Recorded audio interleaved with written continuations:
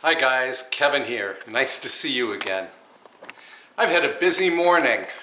Been planting seeds, I've been pounding in T-posts in the garden, and now I think I deserve a treat.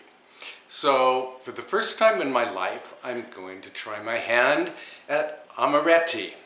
Amaretti is a soft Italian cookie, and I've heard it's really divine to eat.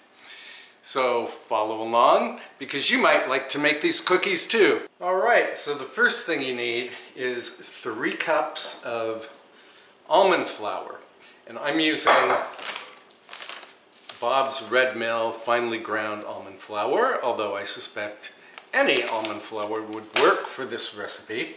And I did weigh the flour on my little digital scale, and it came out to 288 grams. I'm trying to be good about giving metric measurements. Then we add 2/3 cup or 131 grams of regular granulated sugar and 6 tablespoons or 43 grams of confectioners sugar and a 1/4 teaspoon, you don't need a metric measurement for that, of salt. And then give this a stir. Yeah, I find my confectioner's sugar is kind of clumpy, so I'm going to pound it out a bit.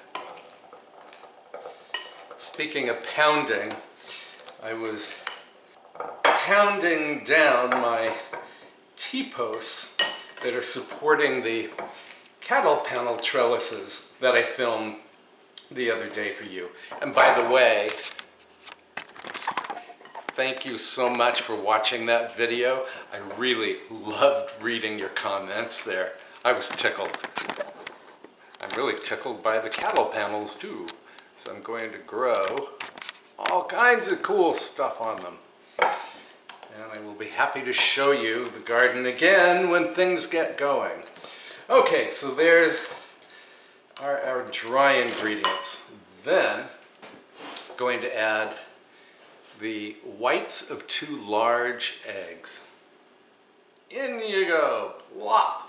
And a 1/2 teaspoon of pure almond extract. Pure because the stuff has alcohol in it.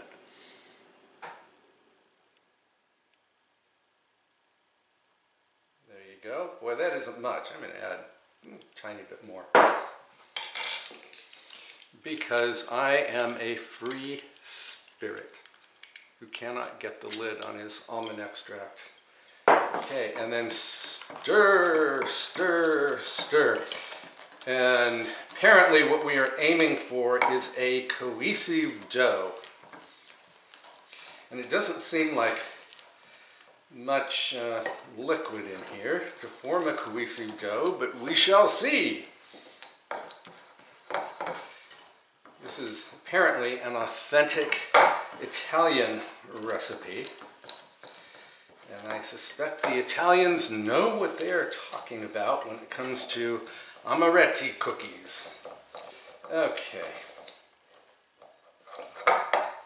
Well, it's not quite cohesive, so now roll up your sleeves and force it to become cohesive. Yeah, this is probably what the Italians do. I wouldn't know because none of the recipes I looked at specified how to manipulate the dough. They just said mix. Mix with a whisk? I don't know, they didn't say. Mix with a spoon? They did not say. They did not, however, mention an electric mixer. This, my friends, looks pretty darn cohesive to me. Hang on, I have to grab a sheet of cling film. Okay, here's my cling film. And you dump the dough onto the cling film and then form it into a rough disc. Not a perfect disc, just a rough disc. And then wrap the sucker. And then this goes into the refrigerator for at least 1 hour, so it chills and firms up. So we will be back. All right, my dough has been chilling for 1 hour. So what you want to do next is preheat the oven to 325 degrees Fahrenheit and pour about 1 cup of confectioner's sugar in a shallow bowl. Oh, also line a baking sheet with parchment paper or just grease the baking sheet. And then let's unwrap the dough. I'm going to put it in a bowl. Also going to form it into a ball here. I think it'll be easier to work with. And then what we are going to do is form, they say, teaspoon-sized balls. And they do recommend using a teaspoon-sized scoop. However, my cookie scoop, I do have one somewhere, is certainly larger than a teaspoon. So I think I'm just going to do these by hand. I'll have keep my baking sheet handy over here. And then just roll out little balls and then drop them into the confectioner's sugar. And you can do probably 5 or 6 of these at a time. Make sure they're holding together, so they seem to be doing.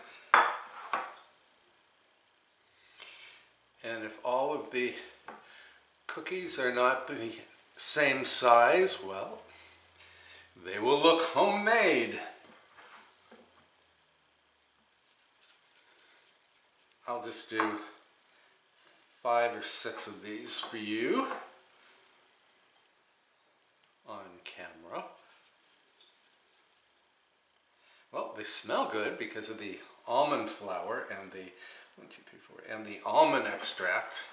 Yeah, almond extract is one of my favorite things. I like it even better than vanilla extract.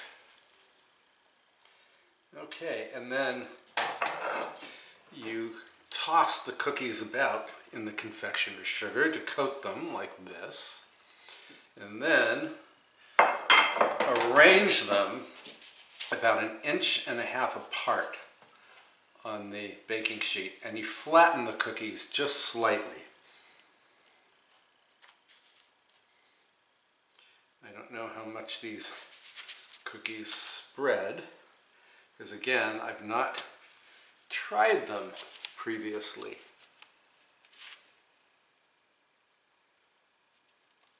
I don't know if I'm going to be able to get 36 cookies on one baking sheet, but we shall see. So I'm going to finish these off and then I'll come back.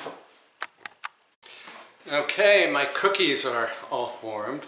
I managed to get 27 cookies on this baking sheet. So not 36, but that's okay. My cookies will be a little larger than they're supposed to be. And these are going into the oven now until the tops form little cracks and the cookie dough turns deep golden brown beneath the sugar. That will take about 25 minutes. We'll be back. All right, here are the cookies all baked, and they are golden brown beneath the sugar. A deep golden brown, I should add. And they should be slightly soft when pressed. Yep, slightly soft. So I'm going to let these cool on the baking sheet for 5 minutes, and then I will transfer them to this cooling rack until they reach room temperature, and then we can have a taste. Okay, it's cookie time, and I am going to enjoy mine with a cup of cafe au lait.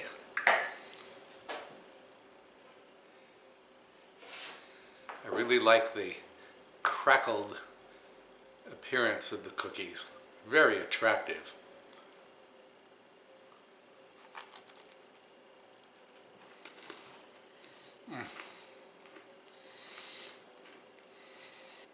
Holy cow. I probably have confectioner's sugar all over my lips, but who cares? These might very well be the best cookies I have ever tasted. And I'm not being hyperbolic. They really are something. They're crisp on the outside and they're fairly soft on the inside. They have like this wonderful chewiness and the almond flavor really comes through.